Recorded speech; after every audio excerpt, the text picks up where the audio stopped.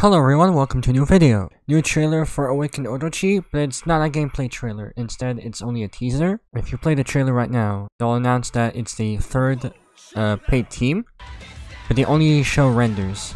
You might be wondering why they only show character renders if they have 1 minute left of footage. It's because they're advertising rollback netcode version of KOFXV for PS4, and by extension PS5. So, since there's nothing to react to, thus I can't do a reaction video, I decided to make a whole video explaining their moveset. I hope you enjoy, and if you like these kinds of videos, hit like and subscribe. And without further ado, here's the moveset for Team Orochi. So as already established, the normal Orochi team have very unique moves with very distinct fighting styles. So Chris has very fast moves.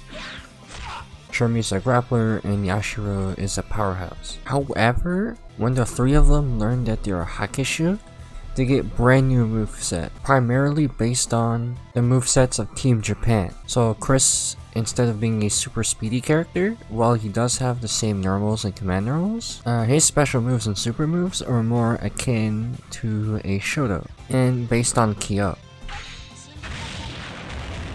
Shermie uses electricity and becomes the evil version of Benimaru. And Yashiro becomes the grappler instead of Shermie to counteract Daimon.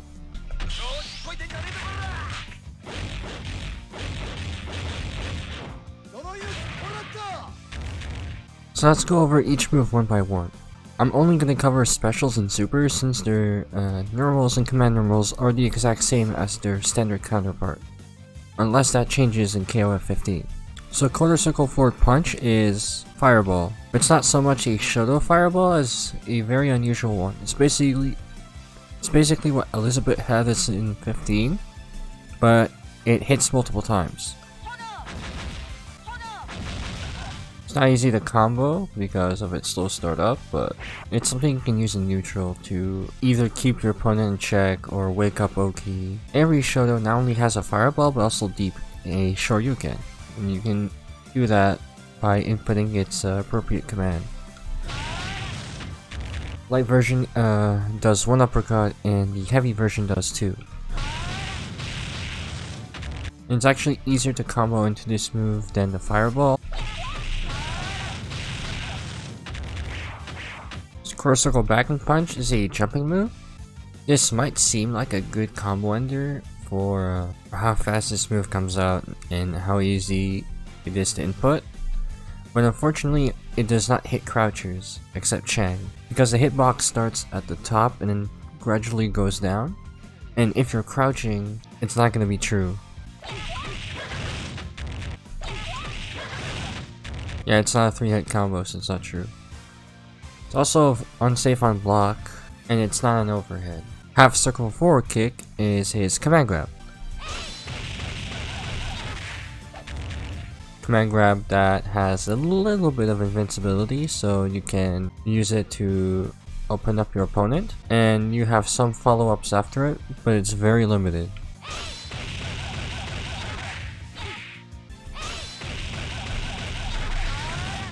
Good damage, good for opening up your opponent. Quarter circle back, half circle forward is Ankoku Orochinagi, basically a dark version of Kyo Super.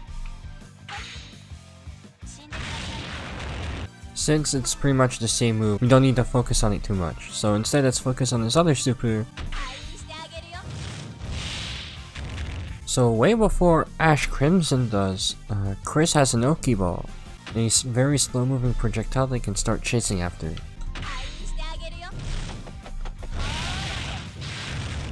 You can basically use this to pressure your opponent in a variety of ways, like basically mix Oki Ball with your overheads,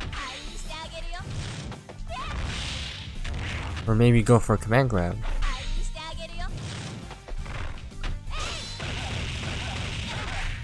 His level 3, he turns into Great Deity Orochi and performs a full screen multi-hit attack that deals a lot of damage.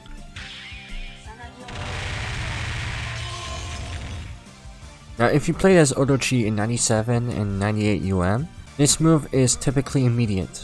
but because Chris has to transform into Orochi, there's a bit of added startup. So you can use this as Oki.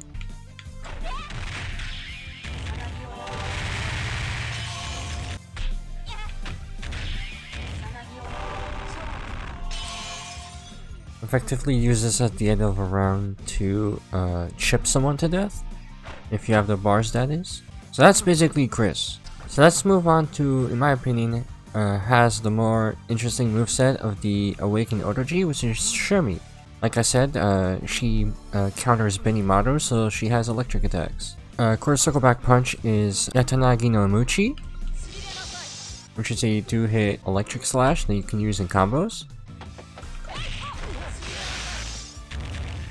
Very combo friendly, good damage. Quarter Circle Back Kick is his twirl move. This one is admittedly harder to link. This move super cancels, but only for her dive kick attack. Half circle forward and then either light punch, light kick, heavy punch, heavy kick is Mugetu no Raun. Oki projectile in which you can control the distance. You can choose 4. Either very close, and then farther away with each progressive bun.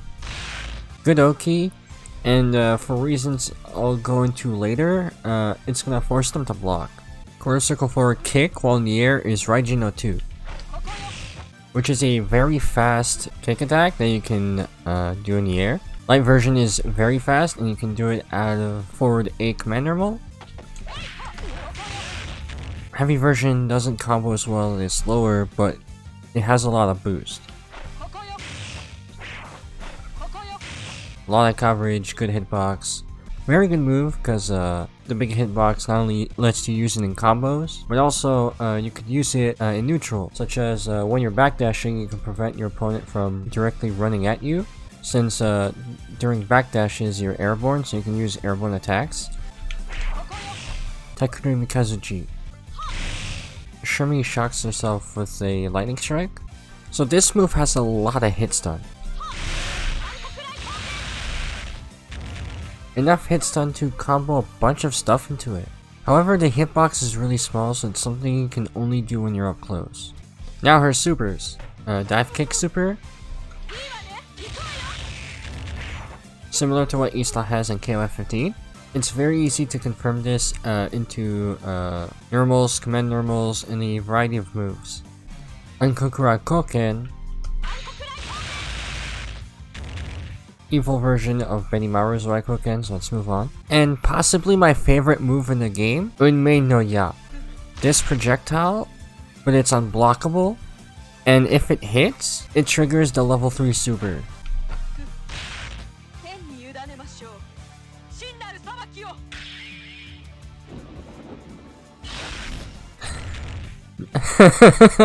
As you can see, this super deals 50 damage. After the projectile hits, the lightning strike can hit the opponent, but it also can hit you. Because hidden level 3s can only be done when you're almost dead in O2UM, this sets up a very funny situation where you have to gamble your character if you're either doing a lot of damage on the opponent or you're straight up losing that character in 3 bars. And this gamble is why this is my favorite level 3 in the entire game. So instead of Shirmi becoming the grappler, Yashiro fulfills that role. Half circle forward and punch is Niragu Daichi, a command grab that deals more than 100 damage. This move is a hard knockdown. So no matter what the opponent does, they cannot tech it. You can actually give up the hard knockdown for an air reset if you hit the opponent afterwards. The KOF command grab input, which is half circle back, then forward, punch, is Muzubu Daichi.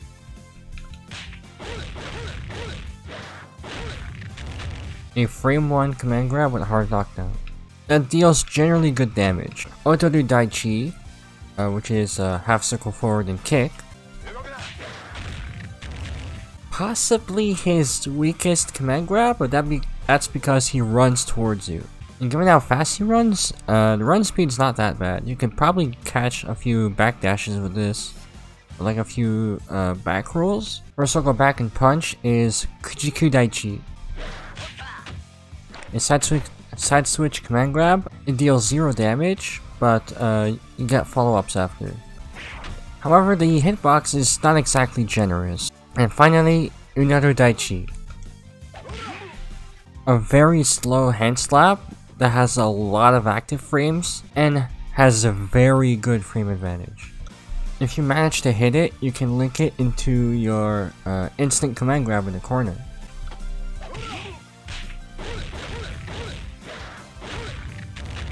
Now for supers. Half circle back and both punch buttons is Ankoku, I'm not reading that.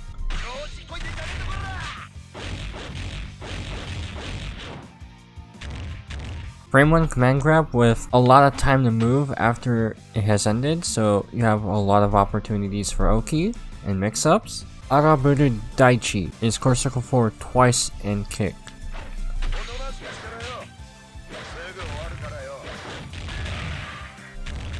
This one's a little easy to dodge because it's a jumping grab, and on top of that, there's a super flash right before it begins. So your opponent has time to avoid it, but if they don't, just like your other super, you have a lot of time to move around. And finally, your level 3, Armageddon. Bruh. Just a big punch. Good thing about this move is that it goes a pretty big distance on top of being full body auto guard and invincibility during not only the startup, but also the active frames. Practically full screen, although if you literally do it from full screen, it's gonna connect later. And since you can hit it full screen, you could probably use it as Oki, since it's unlockable for 400 damage. And that is Team Awakened Orochi. This video is supposed to give you a good idea of what their general moveset is like, since we have no gameplay as of now. We have to wait till Evo probably. So I hope you find it informative. Thank you guys for watching. Team Awakened Orochi is in 98 and 2002 UM. Want to play these characters, try these characters, you can pick either or. If you like the video, hit subscribe, hit like, and I'll see you next time. Have a nice day!